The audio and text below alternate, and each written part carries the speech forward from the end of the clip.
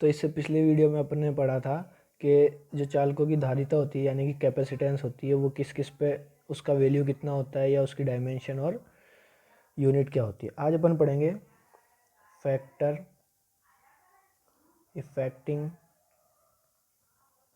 The capacitance.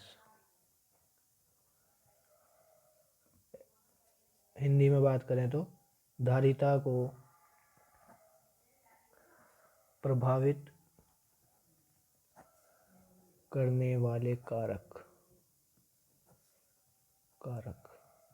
अब कौन कौन से वो कारक हैं जो धारिता को प्रभावित करते हैं। ठीक है, तो सबसे पहला कारक आता है धातु या चालकों या धातु का क्षेत्रफल, एरिया ऑफ कंडक्टर्स। अब देखो, जैसे जैसे आप एरिया ऑफ कंडक्टर बढ़ाओगे वैसे वैसे क्या होगा कि चार्ज का वैल्यू बढ़ेगा और पोटेंशियल क्या हो जाएगी, कम, क्योंकि ज़्यादा सरफेस होगी तो कम चार्ज में कम पोटेंशियल, और जब पोटेंशियल कम हो जाएगी तो उसकी कैपेसिटेंस यानी कि धारिता भी क्या हो जाएगी, कम। नहीं, क्योंकि हमने पढ़ा था C बराबर Q/V। अगर पोटेंशियल कम होगी तो धारिता क्या हो जाएगी, बढ़ जाएगी।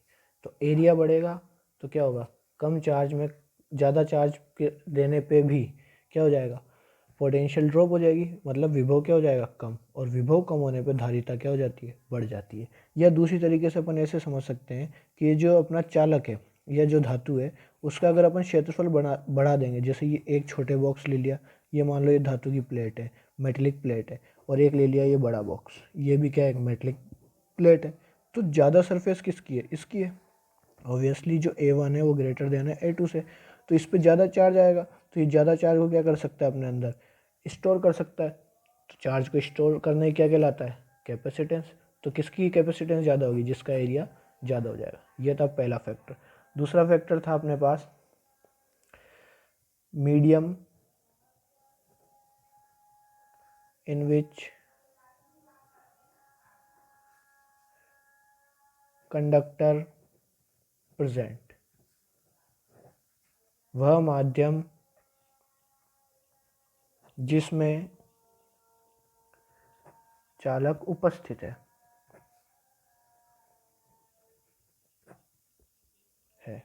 ठीक है, अब अपन ने स्टार्टिंग में स्थिर विद्युत की शुरुआत में पहले चैप्टरों में हमने पढ़ा है कि किसी भी माध्यम का एक परावैद्युतांक होता है जिसे हम लिखते हैं एप्सिलॉन आर, और एक होता है उसके माध्यम की विद्युतशीलता जिसे हम लिखते हैं एप्सिलॉन एम। और जैसा कि हम जानते हैं न्यूमेरिकल्स में हमें सबसे ज़्यादा क्या दिया जाता है, परावैद्युतांक।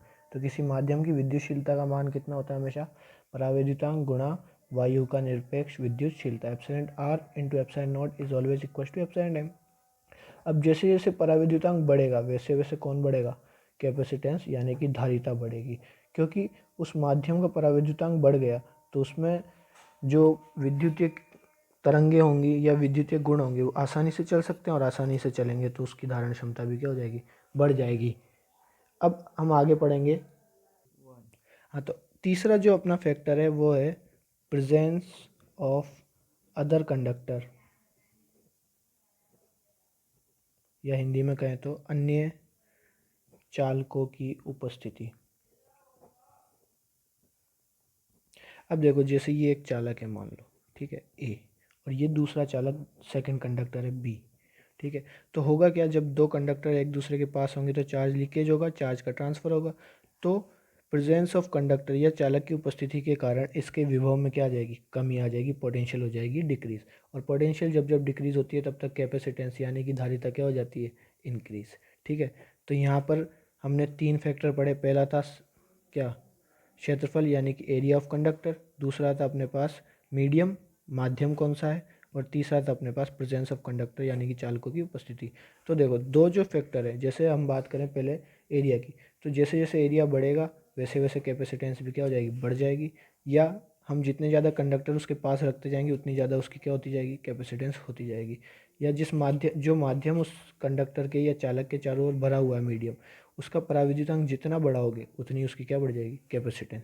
अब ये तो बात थी कि वो फैक्टर जो कैपेसिटेंस को करते हैं इफेक्ट, ठीक है, यानी कि धारिता को प्रोवाइड करने वाले कारक। अब कुछ विशेष बिंदु, स्पेशल पॉइंट की बात कर लेते हैं। तो देखो, जैसे हमने पढ़ा था कि किसी भी चालक यानी कि कंडक्टर को गिवन चार्ज हमेशा प्रोपोर्शनल होता है उस पर पोटेंशियल यानी कि विभव के, ठीक है। और इसको बाद में हमने सी का वैल्यू निकाल लिया था क्यू अपॉन व्यू, जहाँ पर ये सी क्या था, एक कांस्टेंट था, नियतांक था। इसका मतलब क्या हुआ, पहला विशेष पॉइंट क्या होगा हमारे पास कि क्यू एंड वी को जब इफेक्ट करोगे आप, परिवर्तित करोगे, तो सी में नो चेंज, कोई परिवर्तन नहीं देखा जाएगा, ठीक है। यह था पहला पॉइंट। दूसरे पॉइंट की बात करें तो जो कैपेसिटेंस होती है या हम बोले धारिता, यह हमेशा कैसी होती है, पॉजिटिव, ऑलवेज पॉजिटिव। तीसरी चीज, डजंट डिपेंड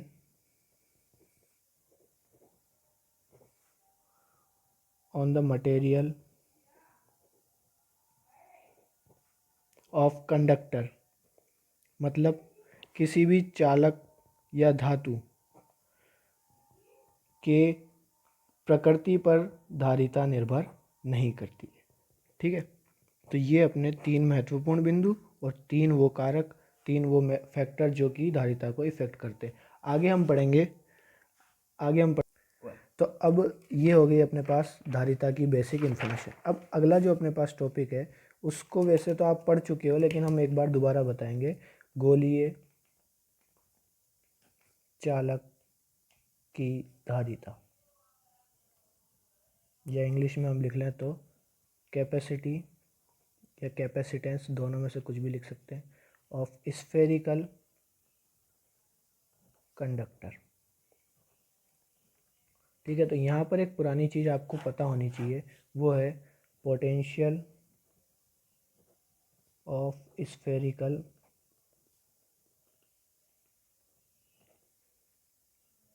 कंडक्टर।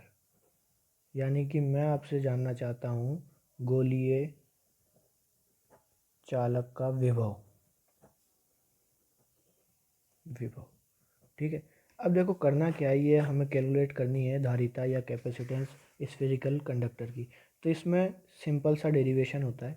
एक हम स्फेयर लेंगे जिसका सेंटर मान लो O है और रेडियस हमने मान ली कैपिटल R। अब इसकी सरफेस पे हम चार्ज देंगे। सपोज़ करो कि हमने चार्ज दिया कैपिटल Q। जैसा कि हम सब जानते हैं कि जो चालक या कंडक्टर होता है, चार्ज हमेशा उसकी सरफेस पे प्रेजेंट रहता है, तो अंदर तो जाएगा नहीं, तो चार्ज डिस्ट्रीब्यूशन होगा लीनियर, या सरफेस हम बात कर लें, क्योंकि स्फेयर जो होता है वो एक 3D ऑब्जेक्ट होता है, ठीक है। तो लीनियर नहीं ले सकते, यहाँ पर हम लेंगे एरिया चार्ज डिस्ट्रीब्यूशन, क्षेत्रीय आवेश वितरण।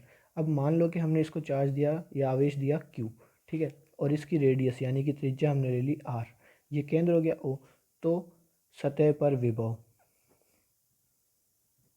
विभव या इंग्लिश में हम इसे बोल देंगे potential on surface, potential on surface. तो V सरफेस हमेशा कितना होता है, KQ अपॉन R। किसी भी स्फेरिकल कंडक्टर के लिए कितना होता है पोटेंशियल उसकी सरफेस पर, KQ अपॉन R। यहाँ पर K क्या है, electrostatic constant, Q charge on the sphere, और R यहाँ पे R आएगा अपना कैपिटल R, क्योंकि यहाँ पे हमने रेडियस क्या ली है, कैपिटल R ली है, ठीक है। ये आ गई पोटेंशियल। अब देखो, अब इसके बाद ये आपने कर लिया, ठीक है, बाकी मैं थ्योरी आपको नोट्स में लिख दूंगा इसकी पूरी। अब हमने निकाल ली पोटेंशियल यानी कि विभव निकाल लिया, किसकी सतह पे, गोले की। अगला स्टेप क्या है, from the concept of capacitance, यानी कि धारिता के सिद्धांत से।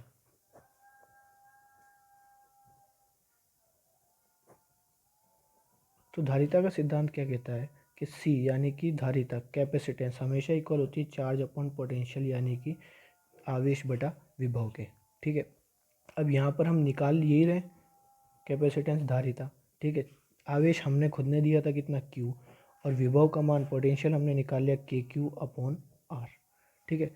तो यहाँ पर देखो आप, तो यहाँ लिख देना फ्रॉम इक्वेशन 1 समीकरण 1 से। ठीक है, अब यहाँ पे Q से Q हो जाएगा कैंसिल। ठीक है, और हम जानते हैं कि K का वैल्यू कितना होता है 1/4 पाई एप्सिलॉन नॉट। तो यहाँ K नीचे, तो ये वैल्यू कहाँ चली जाएगी, ऊपर ट्रांसफ़र हो जाएगी। तो अपने पास आ जाएगा 4 पाई एप्सिलॉन नॉट R। ये हो गई किसी भी गोलीय चालक का धारिता, या हम इंग्लिश में कह दें तो capacitance of A spherical conductor. ठीक है, यहाँ से देखो इस इक्वेशन से, जैसे कि हम जानते हैं 4 कांस्टेंट है, पाई कांस्टेंट है, एप्सिलॉन नॉट कांस्टेंट है, आर जो है रेडियस है, तो 100 या जो धारिता होगी वो किसके समानुपाती हो जाएगी, त्रिज्या के। यानी कि जितनी आप बड़ी त्रिज्या रेडियस लोगे गोले की या स्फेयर की, उतनी ज़्यादा उसकी क्या हो जाएगी, कैपेसिटेंस। ठीक है, तो सी इंक्रीज़ होगी तो आर इंक्रीज़ होगी। तो अब बात करते हैं curve between capacitance and radius. तो सी आर, क्योंकि रिलेशन कैसा है, प्रोपोर्शनल, तो कर्व कैसा आएगा, लीनियर आएगा। ठीक है, ये एंगल हो गया थीटा। तो जैसे जैसे रेडियस इंक्रीज होगी वैसे वैसे कैपेसिटेंस इंक्रीज हो जाएगी। यह तो थी पहला पॉइंट। दूसरा point, if medium of epsilon r dielectric constant is used. Hindi में बात करें तो यदि एप्सिलॉन आर परावैद्युतांक वाला माध्यम उपयोग में लिया जाए,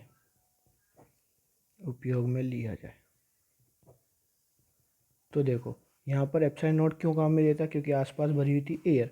अब हमने कोई मीडियम भर दिया, मान लो उसकी विद्युतशीलता हो गई, यानी कि उसकी इलेक्ट्रिक परमेबिलिटी हो गई एप्सिलॉन एम। ठीक है, तो एप्सिलॉन एम जो होगी वो कितनी हो जाएगी, epsilon r into epsilon naught. तो इसलिए अपने पास सी का वैल्यू आ जाएगा 4 pi epsilon not epsilon R capital R, और ये है किसी मीडियम एम में, इक्वेशन नंबर 3। ठीक है, तो इसका मतलब यहाँ से हम एयर में कैपेसिटेंस और किसी मीडियम में कैपेसिटेंस का क्या निकाल सकते हैं, रिलेशन। क्योंकि देखो ये जो चीज़ मैंने अंडरलाइन की है 4 pi epsilon not capital R, ये किसके इक्विवेलेंट है, एकदम इक्वेशन नंबर 2 के। तो from equation 2 capacitance of a medium, यानी कि किसी माध्यम की धारिता कितनी हो जाएगी, त्रिज्या नहीं आएगी, यहाँ आएगा हमारे पास वायु की धारिता यानी कि capacitance of air into epsilon r यानी कि परावैद्युतांक डाइलेक्ट्रिक कांस्टेंट। ठीक है, तो जितना ज़्यादा परावैद्युत माध्यम लोगे उतनी ज़्यादा क्या हो जाएगी, धारिता बढ़ जाएगी। ये हमने पहले भी पढ़ा था इससे पहले वाले टॉपिक में, जहाँ पे हमने बात की थी डिपेंडेंसी ऑफ कैपेसिटेंस यानी कि धारिता की निर्भरता। ठीक है, आज की वीडियो में इतना ही पढ़ेंगे, बाकी अपन अगले लेक्चर में कंटिन्यू करेंगे। धन्यवाद।